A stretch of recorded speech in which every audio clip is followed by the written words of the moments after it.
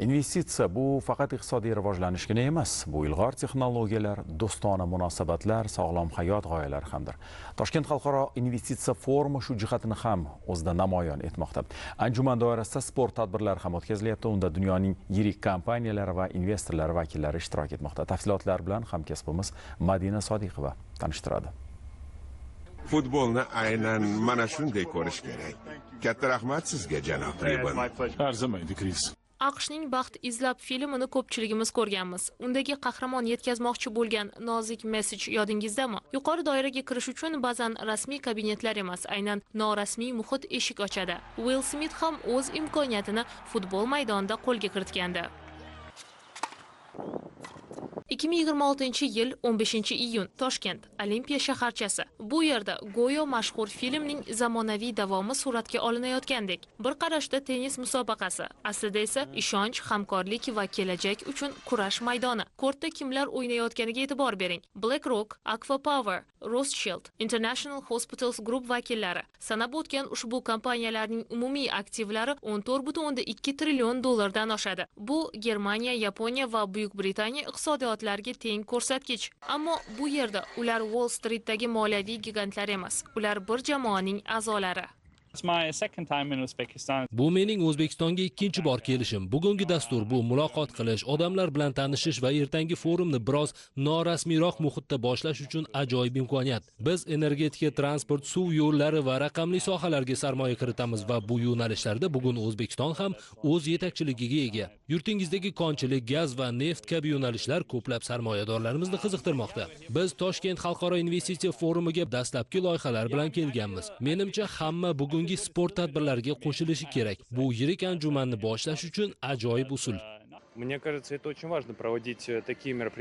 Menimcha bunday tadbirlarni o'tkazish juda muhim, chunki ularda muloqot forumga qaraganda ancha samimiyroq shakllanadi. Chunki rasmiy uchrashuvda majburiyat hissi yuqori bo'ladi. U rasmiy va ishchanlik muhitida o'tadi. Odamlar plenar tadbirlar, sessiyalarga shoshadi va suhbat uchun vaqt ajratish biroz qiyin bo'ladi. Bu yerda esa muloqotga chorlaydigan norasmiy iliq muhitni his qilyapmiz. Kommunikatsiya tabiiy ravishda yuzaga keladi va bu o'z-o'zidan odamlarni yaqinlashtiradi.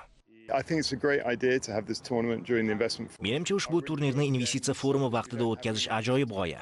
O'yin menga juda yoqdi. Sizlarda ob-havo ham, inshoot ham ajoyib, shuning uchun ham maza qilib o'ynash mumkin. Bugunning o'zida mana shu musobaqa bahonasida men allaqachon ikkita juda yaxshi tanish orttirdim va O'zbekistonda o'zim bilgan insonlar bilan miriqib suhbatlashdim. Forumga to'xtaladigan bo'lsak, men ushbu anjumanda ishtirok etish uchun o'tgan yili ham kelgandim va prezidentingiz bilan uchrashish imkoniga ega bo'lganman. Yurtboshingiz bilan bo'lgan uchrashuv samarali kechgandi. Men sog'liqni saqlash sohasida ishlayman. Shuning uchun ham O'zbekiston yetakchisining sog'liqni saqlash tizimini rivojlantirish, mamlakat fuqarolariga ularning uzoqroq va farovon hayot kechirishi uchun harakatlarni yuqori e'tirof etishim kerak. Bu gal biz sarmoyamizni yanada oshirish va hamkorligimizni mustahkamlash maqsadida keldik. Shuning uchun men ertangi kunni intiqlik bilan kutyapman. Nega bunday tadbirlar muhim? Chunki dunyoning ko'plab yirik loyihalari aynan shunday uchrashuvlardan boshlangan. O'zbekistonda yashil energetika klasterlari, raqamli texnologiyalarni joriy etish kabi qator tashabbuslar ham aynan shunday muloqotlar davomida shakllangan. Investorlar sherigining bosim ostida qanday harakat qilishini ko'rsa, uning biznesdagi ishonchliligini ham yaxshiroq baholay oladi. Juda ham bir kayfiyat zo'r. Sababi bunaqa tadbir kutmagandik bo'lishini. Sport insonlarni yoshi, millati yoki qaysi davlat vakili bo'lishidan qat'iy nazar, insonlarni sport haqiqatan birlashtiradi. Ayniqsa tennis kortlarida bir-biriga raqib bo'lib o'ynagan taqdirda ham insondagi emotsional omillar bu hammasi yorqin namoyon bo'ladi. Ya'ni insonlar orasida yana qanaqadir bir yaqinlik paydo bo'ladi. Masalan, tadbirkorlar ham ba'zida yillar davomida yecha olmagan muammosini yoki qanaqadir masalasini ayni shu tennis kortida hal qilib ketadi. Bunaqa holatlar ko'p bo'lgan. Shuncha o'ylaymanki, bu xorijiy hamkorlarning kelishi, investitsiya forumi miqyosida bo'lishi bu juda ham chiroyli tadbir. Generation United loyihasi esa bu safar tadbirga mutlaqo yangi mazmun olib kirdi. Bir tomonda biznes olamining 75 yoshli tajribali vakillari, ikkinchi tomonda esa 20 yoshli innovatorlar. Bu avlodlar uchrashuvi, tajriba mentorlikka, yoshlar energiyasi esa yangi g'oyalarga aylanadigan maydon. Zo'r narsa bu hozir yangi yosh avlodlarga hozir konkret motivatsiya bo'lyapti. Yosh katta odamlar bilan o'ynashyapti, yangi tajriba olyapti. Zo'r narsa-ku. Bunaqa narsani qanchalik ko'p o'tkazilsa, shunchalik menimcha yaxshi bo'ladi deb o'ylayman. Tennis va mana shu investitsiya tadbirkorlar o'rtasida qanaqa bog'liqlik bor deb o'ylaysiz sizningcha? Bu juda ham katta bog'liqlik bor. Tennisni birinchidan uncha odam o'ynamaydi. Ikkinchidan orasida muloqot bo'ladi orasida. muloqot bo'layotganda manimcha ishlar ham hal bo'lib ketaveradi. O'shaning uchun ham bu yaxshi narsa.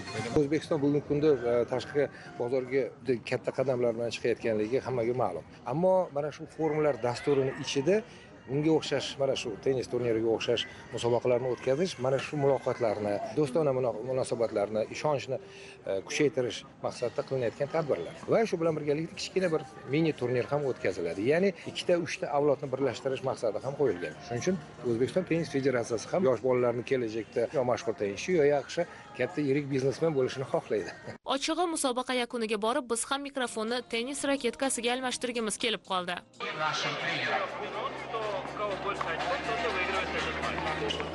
Kortda samarali menejer rolini o'ynab bo'lmaydi. Bu yerda natija darrov ko'rinadi. Yo to'pga aniq zarba berasiz, yo ochkoni boy berasiz. Ammo eng katta yutuq sportning o'zi ham emas. Bu muloqot. Bugun biz tennisni hayot tarzida biladigan professionallar bilan ham, oldida butun dunyo imkoniyatlari turgan yoshlar bilan ham suhbatlashdik. Qizig'i shundaki, maydonda yosh, lavozim va maqomning ahamiyati yo'q. Hamma bir maqsad uchun o'ynaydi. Boshqani emas, avvalo o'z chegaralarini yengish uchun. Investitsiya forumi deganda ko'pchilikning ko'z oldiga statistik ma'lumotlar, taqdimotlar va rasmiy nutqlar keladi. Aslida esa buning ortida ancha katta jarayon turibdi. Tennis turniri ana shu yirik strategiyaning bir bo'lagi xolos.